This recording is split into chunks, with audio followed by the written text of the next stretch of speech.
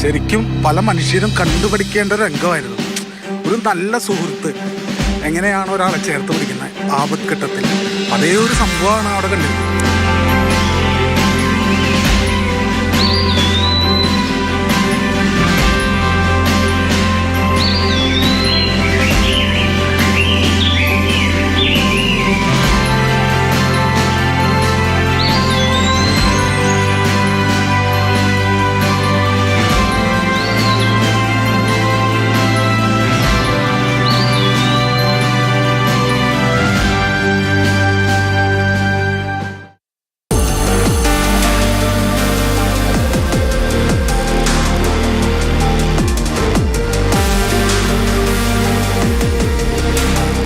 അതിരപ്പിള്ളിയുടെ അതിരിനപ്പുറത്തു നിന്നെത്തിയ ഒരു കൊമ്പൻ ആ നാട്ടിലെ ആനകൾക്കൊപ്പം കൂട്ടായി.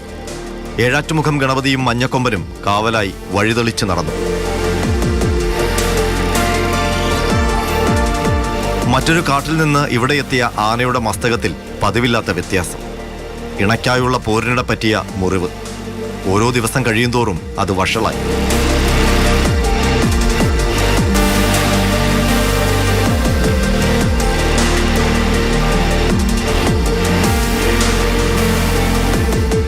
ആന മനുഷ്യജീവൻ എടുക്കുന്ന നാട്ടിൽ അതേ മനുഷ്യൻ അതിന്റെ മുറിവുണക്കാൻ ഇറങ്ങി. മസ്തകത്തിലെ മുറിവ് ഉയിരെടുക്കുന്നത് കണ്ടു നിൽക്കാൻ മനസ്സാക്ഷി അനുവദിച്ചില്ല. ആഴ്ചകൾക്ക് മുൻപ് ഒരു ശ്രമം. മയക്കുവെടിയുടെ മാത്ര ധൈര്യത്തിൽ കാട്ടുകൊമ്പന് ചികിത്സ.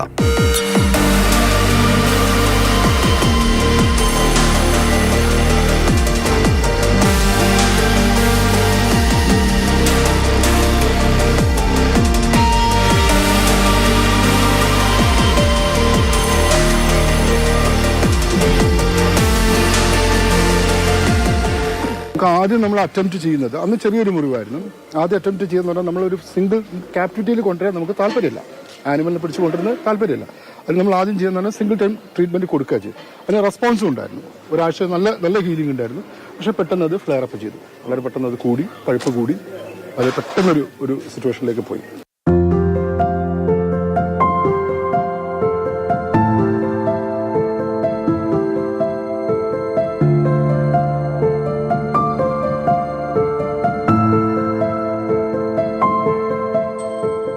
ആഴത്തിലേറ്റ ആഘാതത്തിന് ആ ഉദ്യമം മരുന്നായില്ല. ദിവസങ്ങൾക്ക് ശേഷം വീണ്ടും ആനയെ കണ്ടു. അതേ അവസ്ഥയിൽ ഓരോ ദിവസം കഴിയുന്തോറും കാട്ടാനയുടെ സ്ഥിതി കൂടുതൽ വഷളായി. മുറിവിൽ നിന്ന് ശ്വാസം പോലും പുറത്തേക്ക് പോകുന്ന തരത്തിൽ വേദന നിറഞ്ഞു. രക്ഷിക്കാനാകുമെങ്കിൽ സഹായിക്കൂ എന്ന ഭാവത്തിൽ മനുഷ്യന്റെ കൺവട്ടത്ത് തന്നെ നടന്നു.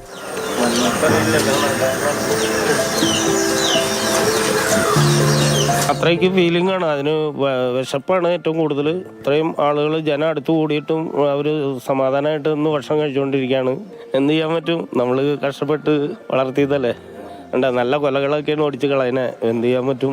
വൈൽഡില്, അതായത് വന്യതയിൽ സംഭവിക്കുന്നത് ഒരു നമ്മുടെ പരിണാമ സിദ്ധാന്തം എന്നൊക്കെ നമ്മൾ പഠിക്കുന്നത്, അതായത് ഫൈറ്റ് ഫോർ എക്സിസ്റ്റൻസ് എന്ന് പറയുന്നത് പോലെ അവിടെ തെരഞ്ഞെടുപ്പിന്റെ ഒരു മത്സരം നടക്കുന്നുണ്ട്. ഇവിടെ ഒരേ സമയം വേറൊരു ആനയുമായിട്ട് ഫൈറ്റ് നടക്കുന്നു, അതിന്റെ കുത്ത് കേളുന്നു, അത് പഴുക്കുന്നു. ചിലപ്പോൾ അങ്ങനെയുള്ള സാധാരണഗതിയിലൊക്കെ സംഭവിച്ചാൽ അത്തരത്തിലുള്ള ആനകൾ ആ പഴുപ്പ് വന്ന് മരിച്ചു പോവുകയാണ് ചെയ്യുക. അതാണ് പ്രകൃതി നിയമം എന്ന് നമ്മൾ വേണമെങ്കിൽ പറയാം. അതിൻ്റെ അകത്തേക്ക് നമ്മളുടെ ഇടപെടലാണ് നമ്മൾ ഇവിടെ നടത്തുന്നത്.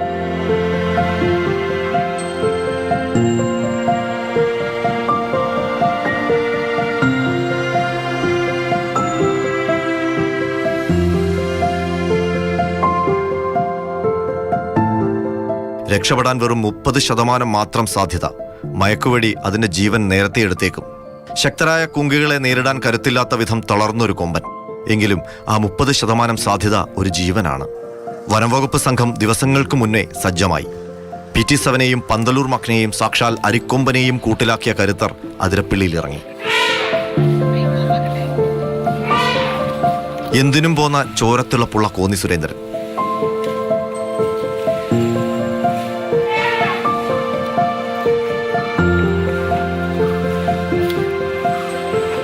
നാടിനെ വിറപ്പിച്ച് നാടിന്റെ കാവലായ വിക്രം.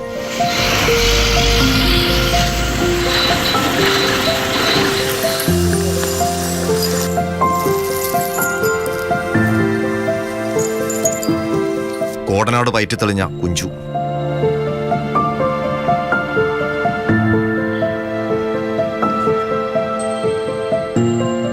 ആനയിറങ്ങിയാലും കടുവയിറങ്ങിയാലും ഉറക്കം നഷ്ടപ്പെടുത്തിയെത്തുന്ന ഡോക്ടർ അരുൺ സക്കറിയ.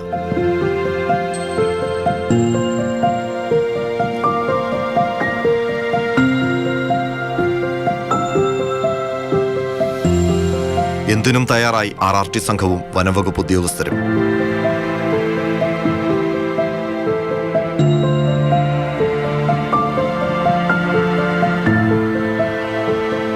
കാടിന്റെ വഴിതെറ്റിയവർക്ക് അഭയമേകുന്ന അഭയാരണ്യത്തിൽ അരിക്കൊമ്പനായി ഒരുക്കിയ കൂട് ബലപ്പെടുത്തി.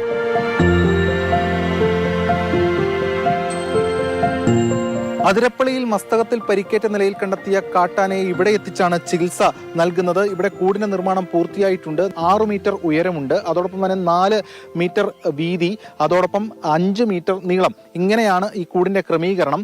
സാധാരണഗതിയിൽ മയക്കുവെടി വച്ച ശേഷം കാട്ടാനയെ ഇവിടെ എത്തിക്കുമ്പോൾ ആന അക്രമാസക്തരാകാൻ സാധ്യതയുണ്ട്. കാരണം കൊമ്പ് വെച്ച ഇതൊക്കെ ഇടിക്കാൻ സാധ്യതയുണ്ട്. അതുകൊണ്ടാണ് വളരെ ശക്തമായ രീതിയിലുള്ള ഈ യൂക്കാലി മരങ്ങൾ ഉപയോഗിച്ചുള്ള ഈ കൂട് നിർമ്മാണം.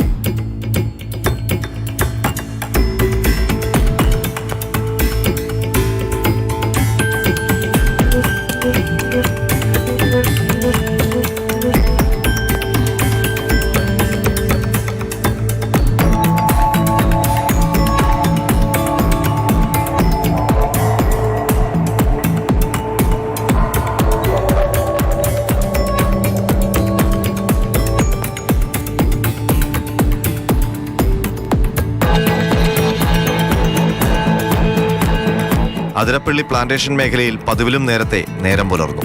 ഇന്നലെ വരെ ജനവാസ മേഖലയിൽ ഉണ്ടായിരുന്ന കൊമ്പനെ കാണാനില്ല.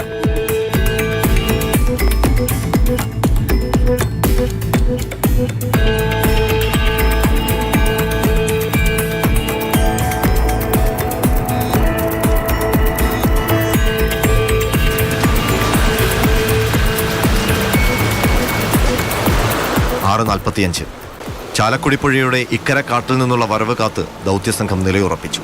കൈപിടിച്ചു കൊണ്ടുവരും പോലെ ഏഴാറ്റുമുഖം ഗണപതി എന്ന കാട്ടാന പരിക്കേറ്റ കൊമ്പന്റെ പിന്നാലെയുണ്ട്.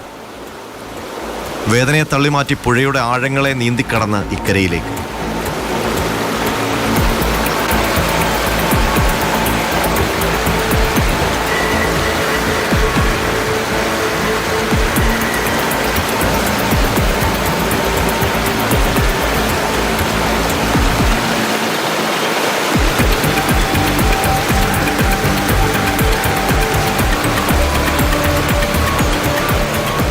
ഒറ്റയ്ക്കാക്കി കാട്ടിലേക്ക് ഓടിമറയാൻ കരുത്തുണ്ടെങ്കിലും പരിക്കേറ്റവന് തുണയായി ഗണപതി നടന്നു.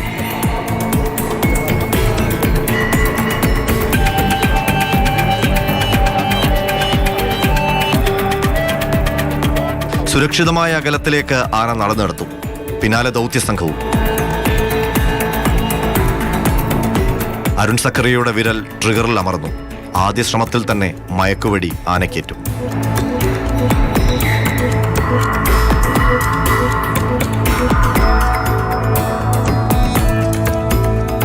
പിന്നെ കണ്ടത് കാട് കരുതി വെച്ച കരുതലിന്റെ കാഴ്ച. വെടിയേറ്റ കൊമ്പന് ചുറ്റും ഏഴാറ്റുമുഖം ഗണപതി ചുറ്റിക്കറങ്ങി നിന്നു.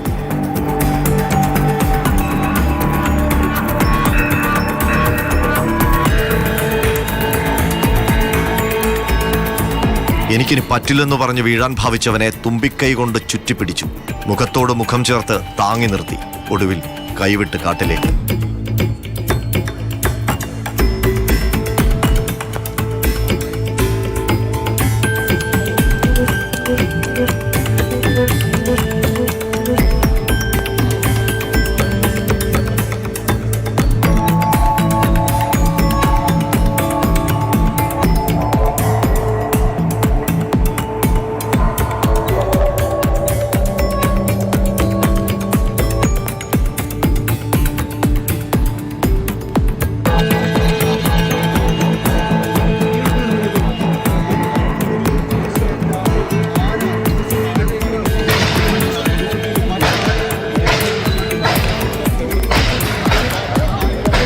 ഫൈസൽ ക്യാമറ കണ്ണിലൂടെ കണ്ടത് ലോകത്തെ കരയിപ്പിക്കാൻ, ചിന്തിപ്പിക്കാൻ ശേഷിയുള്ള കാഴ്ചകൾ.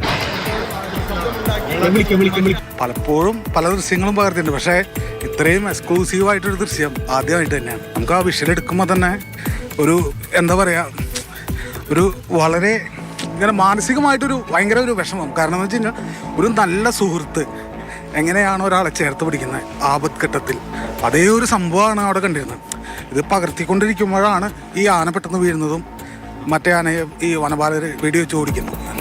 അത് വലിയൊരു ഈ ഒരു ദൗത്യത്തിൽ ഇതിനു മുമ്പ് വെടിവെക്കുന്ന ഒരു ദൃശ്യം കിട്ടിയിരുന്നു. പക്ഷേ അന്ന് ഈ ആന ഒറ്റയ്ക്കായിരുന്നു, ഓടി മാറുകയായിരുന്നു. പക്ഷേ ഇത് കൂടെ ഒരു ആന ഇതിന് ചേർത്ത് പിടിച്ച് വന്ന് ഇതിനെ തലോടി നിന്ന് ഒരു വളരെ വൈകാരികമായ ഒരു ദൃശ്യം.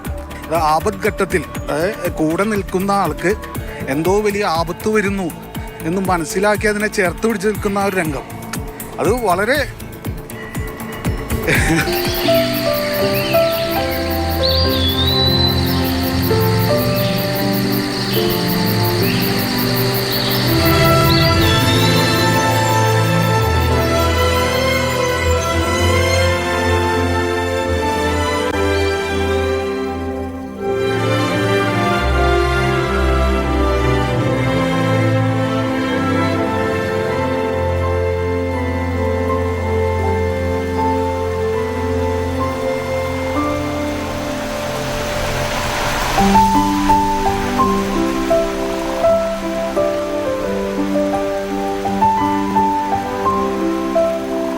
പല ആളുകളും തെറ്റായി വ്യാഖ്യാനിച്ച് ഏഴാറ്റുമുഖം ഗണപതി തള്ളിയിട്ടു എന്ന രീതിയിലാണ് വ്യാപകമായി പ്രചരിപ്പിച്ചിരുന്നത്. പക്ഷെ നമ്മുടെ ദൃശ്യങ്ങൾ കണ്ടാൽ കൃത്യമായി അറിയാം ആ ഒരു ആനയുടെ, ഒരു വന്യജീവിയുടെ സ്നേഹം എന്താണെന്ന് കൃത്യമായി അറിയാം. സ്വന്തം സുഹൃത്തിനെ അല്ലെങ്കിൽ നമുക്ക് ഏറ്റവും വേണ്ടപ്പെട്ട ആളെ കൈവിടുന്ന ഒരുപാട് ആളുകളെ നമുക്ക് കണ്ടിട്ടുണ്ട്.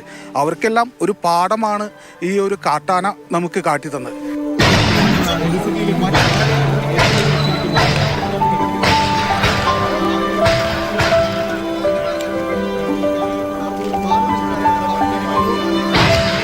മുറിവുണക്കാനുള്ള മിഷന് കരുത്തായത് മനുഷ്യന്റെ വാക്കുകേട്ട് വഴിമാറിപ്പോകുന്ന ഒരു കാട്ടുകൊമ്പൻ എന്നത് അതിശയോക്തിയല്ല. അതൊട്ടും പ്രതീക്ഷിച്ചില്ല. 2 ആനകളെ അവിടെ സ്പോട്ട് ചെയ്തു എന്ന് പറഞ്ഞപ്പം ഏഴാറ്റുമുഖം ഗണപതിയാണെന്നുള്ളത് ഐഡന്റിഫൈ ചെയ്തു. പക്ഷേ ഈ ഡാട്ട് ചെയ്ത് കഴിഞ്ഞപ്പം അത് കൊടുത്ത സപ്പോർട്ട് നമ്മളെല്ലാവരും അതിശയിപ്പിക്കുന്നതായിരുന്നു. എന്നിരുന്നാലും പക്ഷേ അതിന് താങ്ങാൻ പറ്റാത്ത സ്റ്റേജ്, മീൻസ് മയങ്ങി വന്ന സ്റ്റേജിലാണ് സപ്പോർട്ട് ചെയ്തത്. അപ്പോൾ ആ ഒരു തുമ്പി എന്നുള്ള പിടുത്തം വിട്ടപ്പം ആന മയങ്ങി വീഴുകയാണ് ചെയ്തത്. ഒരു പുതിയ കഥ എഴുതുകയാണ് ഏഴാറ്റുമുഖം ഗണപതി.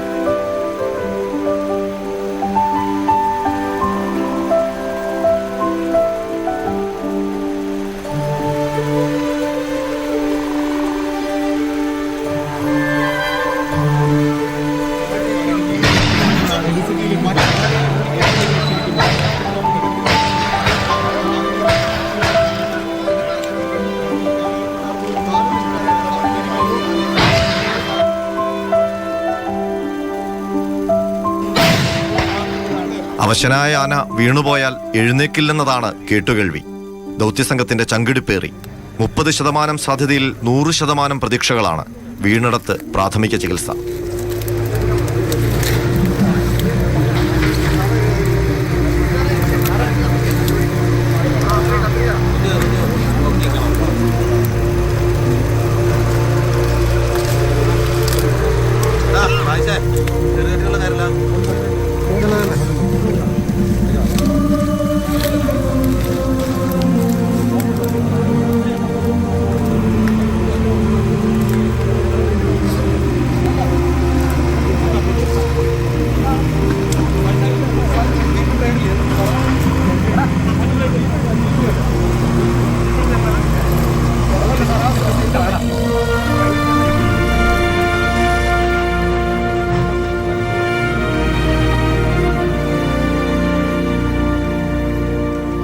സമയത്ത് നമുക്കൊരു ചെറിയ പേടിയുണ്ടായിരുന്നു. കാരണം ഒരുപാട് കല്ലൊക്കെ ഉള്ള ഏരിയയാണ്, അതിൻ്റെ ഒരു പേടിയുണ്ടായിരുന്നു. പക്ഷെ ഒന്നും പേടിക്കാനുണ്ടായിരുന്നില്ല.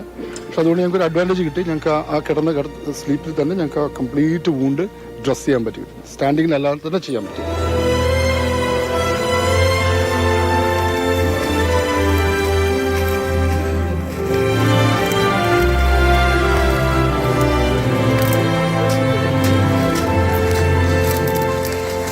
ഇനി കാത്തിരിപ്പാണ്. കുങ്കിയാനകൾ വട്ടം പിടിച്ചു. മുറിവേറ്റ കൊമ്പന്റെ ദേഹത്ത് വെള്ളമൊഴിച്ച് തണുപ്പിച്ചു. കാലുകൾ അനക്കി കാട്ടാന സ്വന്തം കാലിൽ നിന്നു.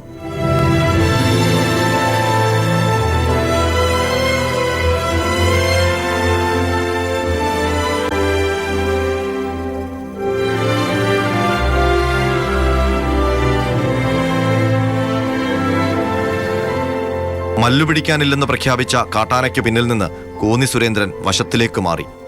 അരിക്കൊമ്പൻ ദൗത്യത്തിന് വശം നിന്ന വിക്രത്തിനായിരുന്നു ഇത്തവണ നിയോഗം.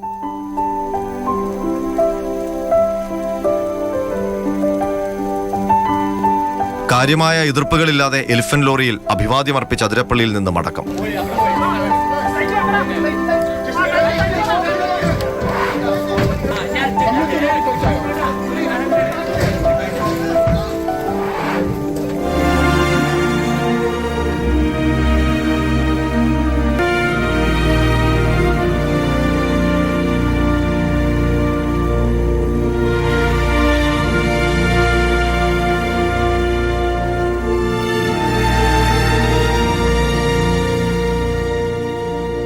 നമ്മൾ ആലോചിക്കേണ്ടത് ഫ്രീ റേഞ്ചിങ് വൈൽഡ് ലൈഫ്, അത് കാട്ടിൽ നമ്മൾ ചെയ്യുമ്പോൾ ആലോചിക്കുക, ഒരു മനുഷ്യൻ്റെ ഒരു സർജറിക്ക് കയറുകയാണെങ്കിൽ അയാളുടെ വെയിറ്റ്, അയാളുടെ ഏജ്, അയാളുടെ മെഡിക്കൽ ഹിസ്റ്ററി, അയാൾക്ക് എന്ത് അലർജി ഉണ്ട്, എല്ലാം നിങ്ങളെ കയ്യിൽ ഡോക്യുമെൻ്റ്. അയാൾക്ക് മുമ്പുള്ള അസുഖങ്ങളെക്കുറിച്ച് നിങ്ങളെ സ്കാന് എല്ലാം ഉണ്ട്. ഞങ്ങൾക്കിതൊന്നുമില്ല. ഞങ്ങൾ ആനയെ കാണുന്നത് മാത്രമേ ഉള്ളൂ. അതിനെ കണ്ടിട്ട് വെറും കാഴ്ചയിൽ വെച്ചിട്ട് അസസ് ചെയ്തിട്ടാണ് നമ്മൾ ഈ ഇതിലേക്ക് പോകുന്നത്. ഇത് അനസ്തീഷ്യ പ്രൊസീജിയർ തന്നെയാണ് നമ്മൾ ചെയ്യുന്നത്. ഓക്കെ, അവിടെ ഗ്യാസ് ഉപയോഗിക്കുന്നു, നമ്മൾ ഇഞ്ചക്ഷൻ ഉപയോഗിക്കുന്നു, സെയിം.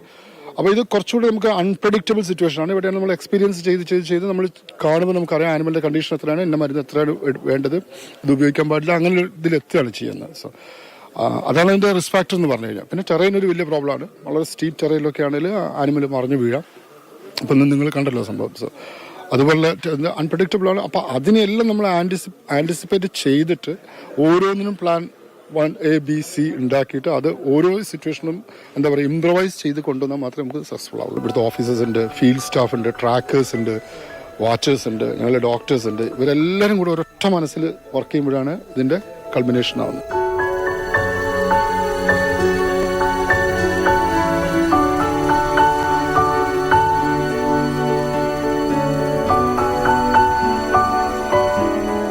മലയാറ്റൂർ കടന്ന് കോടനാട്ടേക്ക്.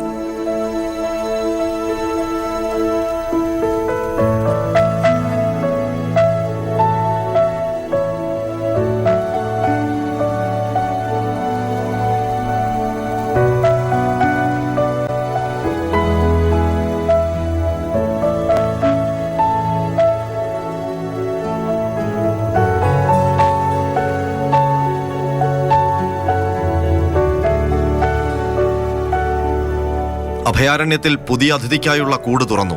എലിഫന്റ് ആംബുലൻസിൽ നിന്ന് കുങ്കിയാനകളുടെ സഹായമില്ലാതെ കൂട്ടിലേക്ക്.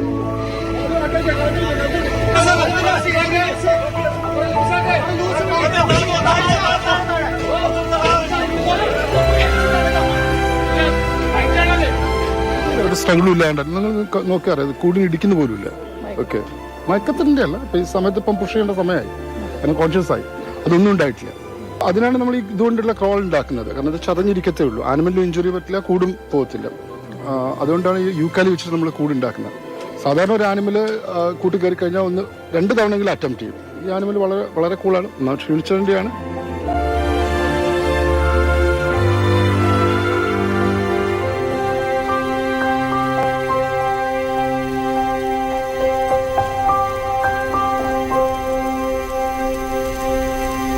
കൂടിനോട് കലിതീർക്കാനുള്ള കരുത്തുപോലും ആനയ്ക്കുണ്ടായിരുന്നില്ല. അത്ര ആഴത്തിലാണ് മുറിവ്. 1.5 മാസത്തോളം ചികിത്സിച്ചാലേ ഈ മുറിവ് ഭേദമാകും.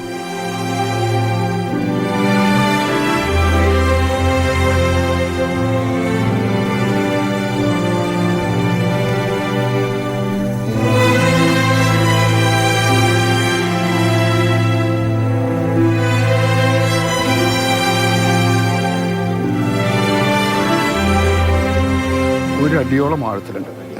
തലയോട്ടിയിലാണ്, തലച്ചോറിനകത്തേക്ക് കയറില്ല. അതാണ് നമുക്ക് തലച്ചോറിലാണ് കയറുകയാണെങ്കിൽ തുമ്പിക്കൈയൊക്കെ പാരാലിസിസ് വരും.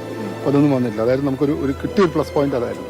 ഉണ്ട്, തീർച്ചയായിട്ടും ഉണ്ട്. അത് ആനിമൽ അതിന്റെ പഴുപ്പ് സെപ്റ്റിസിമിക് ആണ്. അതെങ്ങനെ ബാക്കി ഓർഗൻ എങ്ങനെയൊക്കെ ബാധിച്ചിട്ടുണ്ടാവും നമുക്ക് പറയാൻ പറ്റില്ല. ഇന്നത്തെ കണ്ടീഷൻ നമ്മൾ കംപ്ലീറ്റ് എക്സാമിൻ ചെയ്തു. എല്ലാ ഡോക്ടേഴ്സും നോക്കി ആ വൂണ്ടിന്റെ കണ്ടീഷൻ, അതിന്റെ പ്രോഗ്നോസിസ് എല്ലാം നോക്കിയിട്ട് നമ്മളൊരു ട്രീറ്റ്മെന്റ് റെജിം ഉണ്ടാക്കണം. സാധാരണമായിട്ടുള്ള ഒരു സംഭവമാണ് ഒരു ആനക്കൂട്ടത്തിൽ ഒരു ആനക്ക് എന്തെങ്കിലും അപകടം വരുമ്പോഴും മറ്റുള്ള ആനകൾ അതിന് കൂടെ തന്നെ നിൽക്കുകയും പലപ്പോഴും സംഭവിച്ചിട്ടുണ്ട്. ഈ നമ്മള് കുങ്കിയായിട്ട് പിടിച്ചു കൊണ്ടുപോയ ആനക്ക് വേണ്ടിയിട്ട് അത് അവിടെ കൂട്ടിൽ കിടക്കുമ്പോൾ അത് അവിടെയുള്ള പട്ടയെടുത്തിട്ട് പുറത്ത് അതിന്റെ സുഹൃത്തുക്കൾ വന്നപ്പോൾ തിന്നാൻ കൊടുത്ത സംഭവം വരെ ഉണ്ടായിട്ടുണ്ട്. അപ്പൊ അതൊക്കെ വളരെ സാധാരണമാണ്. അതിനെ നമ്മൾ ഇങ്ങനെ വളരെ ഈ കാൽപ്പനികമായിട്ടുള്ള ഒരു കഥ പോലെ അങ്ങനെ ഉണ്ടാക്കുകയും ഇനി ആന ചെയ്തതും അവരുടെ കൃഷിക്കാരുടെ കൃഷിയൊക്കെ നശിപ്പിച്ചതും ഒരാളെ കൊന്നതും ഒക്കെ ചെറുതായിട്ടൊന്ന് കൊന്നു, അത് ചെറിയ കുറുമ്പ് കാട്ടി എന്നൊക്കെ പറയുന്നത് ഒരു തരത്തിലുള്ള ഒരു ആനകളോടുള്ള അമിത പ്രണയം ആളുകളിൽ ഉണ്ടാക്കാനും, അത് നമുക്ക് അരിക്കൊമ്പന്റെ കാര്യത്തിൽ തന്നെ നമ്മൾ കണ്ടതാണ്. അരിക്കൊമ്പനെ പറ്റിയിട്ടുണ്ടായിരുന്ന ഒരു കുടുംബനാഥനായിട്ടുള്ള ഒരു ആന എന്നുള്ള ഒരു ഇമേജ് സൃഷ്ടിച്ചതിലൂടെ നമ്മുടെ കേരളത്തിലെ മാധ്യമങ്ങൾക്കും വലിയൊരു പങ്കുണ്ടായിരുന്നു. അത്തരത്തിലുള്ള ഒരു കുടുംബനാഥ രീതിയൊന്നും അതിനില്ല എന്ന് നമ്മൾക്കറിയാം. അപ്പോൾ അങ്ങനെ ഉണ്ടാകുമ്പോൾ നമ്മുടെ കുടുംബത്തിലെ ഒരാളെ അകറ്റി കൊണ്ടുപോകുമ്പോഴുണ്ടാകുന്ന, അല്ലെങ്കിൽ അയാളെ ടാടപ്രകാരം അറസ്റ്റ് ചെയ്ത് കൊണ്ടുപോകുന്ന പോലെയാണ് അന്ന് റീലൊക്കേറ്റ് ചെയ്യുമ്പോൾ പോലും കേരളത്തിലെ വലിയൊരു വിഭാഗം ആളുകളുടെ മനസ്സിൽ അങ്ങനെ ഉണ്ടായി. നിഷ്കളങ്കമായിട്ടുള്ള ചിന്തയായിരിക്കാം. പക്ഷെ അത്തരത്തിലുള്ള ചിന്തകൾ ഇത്തരത്തിലുള്ള ഓപ്പറേഷനുകൾക്ക് വീണ്ടും വീണ്ടും പ്രതിസന്ധികൾ ഉണ്ടാക്കും എന്നുള്ളതാണ് ഏറ്റവും പ്രധാനം.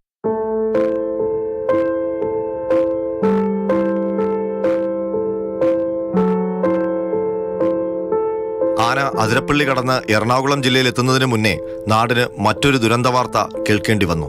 തൃശൂർ പീച്ചിയിൽ കാട്ടാനയുടെ ആക്രമണത്തിൽ ഒരാൾ കൂടി മരിച്ചു. താമര വെള്ളച്ചാൽ കോളനിയിലെ പ്രഭാകരനാണ് ഒടുവിലത്തെ ഇര. ഒരു രാവിലെ ഒരു 7 മണിക്ക് കഴിയുമ്പോഴാണ് ഇവിടുന്ന് പോയത്. ചീനിക്കായ പറിക്കാനാണ് പോയത്.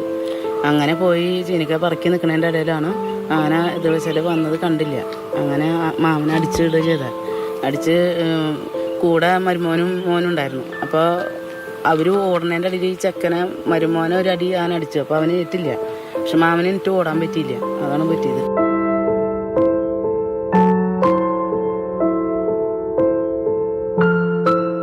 മുറിവുണക്കാനിറങ്ങിയ മനുഷ്യനെ വീണ്ടും ആന മുറിവേൽപ്പിച്ചു.